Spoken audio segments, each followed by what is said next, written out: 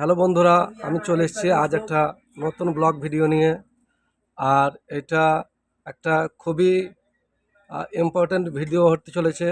আর ভিডিওটা দেখলেই আপনাদের মধ্যে একটা রোমাঞ্চকর অবস্থা তৈরি হবে।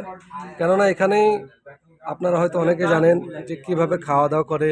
বাইরে থেকে ছেলেরা হয়তো এক জায়গায় খাওয়া দাওয়া করে একই থালিতে, সেই রকম নয়, আলাদা আলাদাভাবে কেউ খায় না।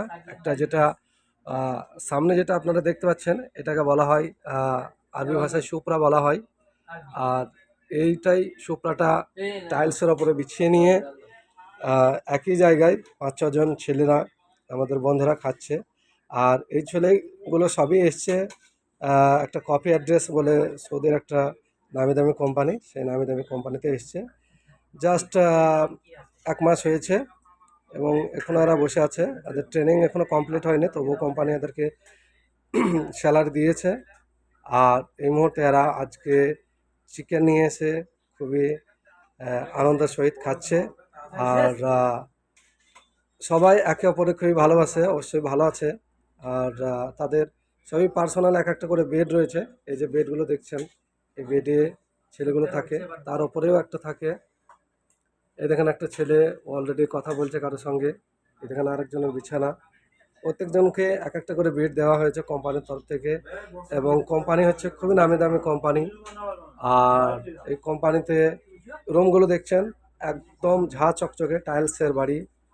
আর বাড়িগুলো দেখতে আমাদের রান্নার যে জায়গাগুলো দেখছেন এই এইগুলোতেই রান্না হয়।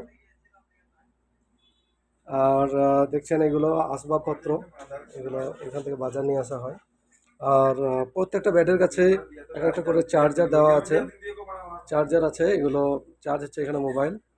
আর এটা হচ্ছে রুমের বার।